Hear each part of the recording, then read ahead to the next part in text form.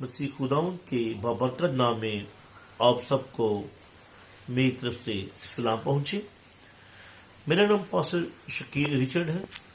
میرا تعلق grease family of Pakistan سے ہے۔ میں خداوند کا شکر گزار ہوں، فیت ٹی وی کا اور ساری ٹیم کا، کہ انہوں نے مجھے موقع بخشا ہے تاکہ ہم ایک خاندان کی صورت میں خداوند کے کلام کو شیئر کر سکیں۔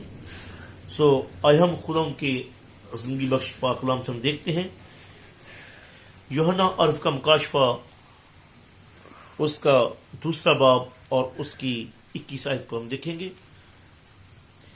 میں نے اس کو توبہ کرنے کی مہلت دی، مگر وہ اپنی حرام کاری سے توبہ کرنا نہیں چاہتی۔ خداوند کے کلام کے پڑھے اور سن جان پر اس کی خاص برکت ہو، آمین۔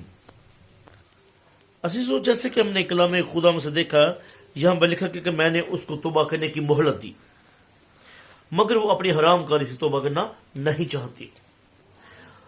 آپ نے اپنی زندگی میں یہ ایکسپیرینس کیا ہوگا کہ بہت سی ایسی شخصیات، پرسنالٹیز ہوتی ہیں جسے خدا بارہا موقع فراہم کرتا ہے، لیکن وہ اس طرح متوجہ نہیں ہوتے، نہ وہ کنفیشن کرتے ہیں، نہ وہ اس بات کو تسلیم کرتے ہیں کہ خدا نے مجھے لمحات بخشے ہوئے ہیں۔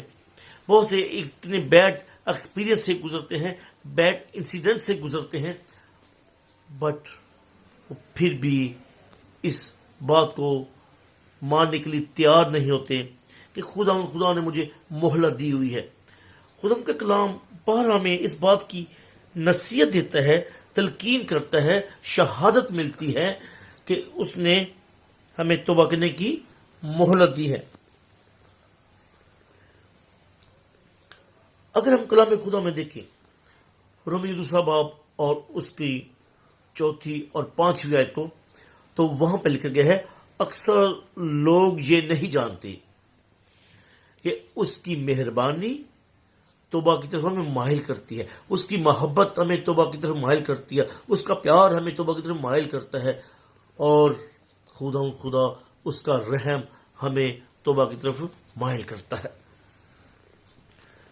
اگر ہم اس بات کو ایکسیپٹ نہیں کرتے، توبہ کو ایکسیپٹ نہیں کرتے، توبہ پر یقین نہیں رکھتے، تو یاد رکھیں ہم اپنے لیے ایک غضب کو کما رہے ہیں، اس کے غضب کو کما رہے ہیں۔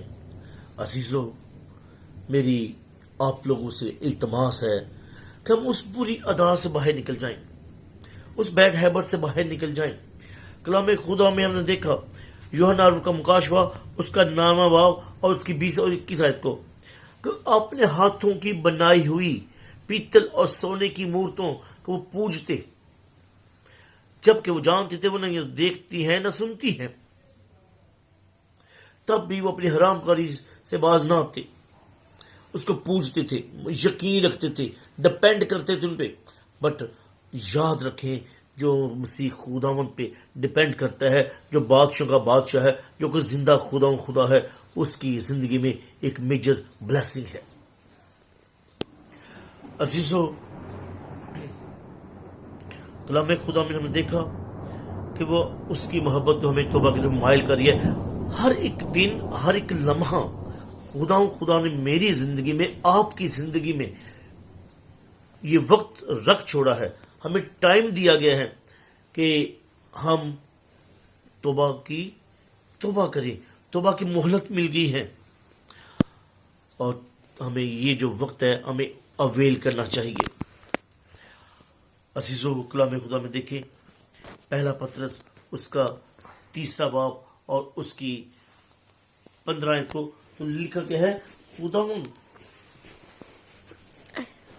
کہ تحمل اور نجات کو سمجھو اور پیار کو سمجھو،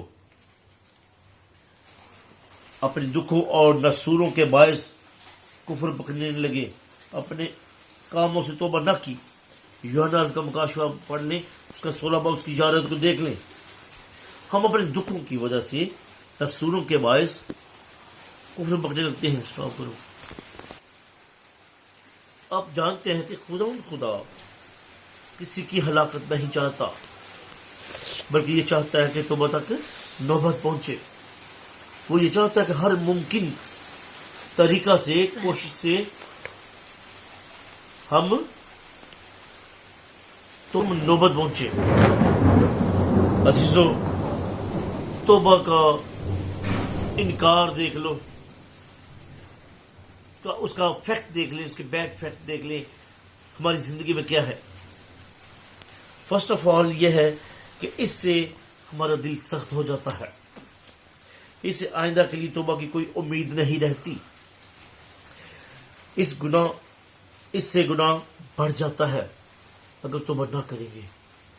ہمیں ہر حال میں اس کی طرف جب مائل ہوں گے تو بے شک ہم جانتے ہیں ابلیس نہیں چاہتا کہ کبھی بھی توبہ کریں، اس کے ساتھ ملے رہو. لیکن جو فاتح ہے، جو رحیم ہے، وہ یہ چاہتا ہے کہ آپ فاتح ہو جاؤ.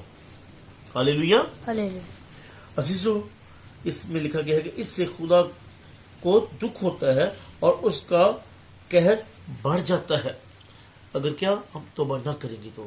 سو میرے عزیزو، میری آپ سے التماس ہے کہ توبہ کرنے کی جو مہلت دی گئی ہے ہم اس کو اویل کریں.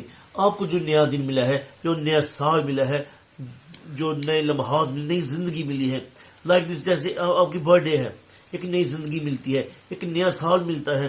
ہمیں اس سال میں، اس دن میں اپنے آپ کو خدا میں پوست رکھنا چاہیے اور اقرار کرنا چاہیے کہ خدا میں تیرا شکر کرتا ہوں تیری محبت اور تیرے پیار کے لیے، کیونکہ اسی پیار کے سبب سے خدا ہمیں شفا دیتا ہے، نجات دیتا ہے. سو خدا کا کلام آپ کی زندگی میں با اثر ہو. آمین.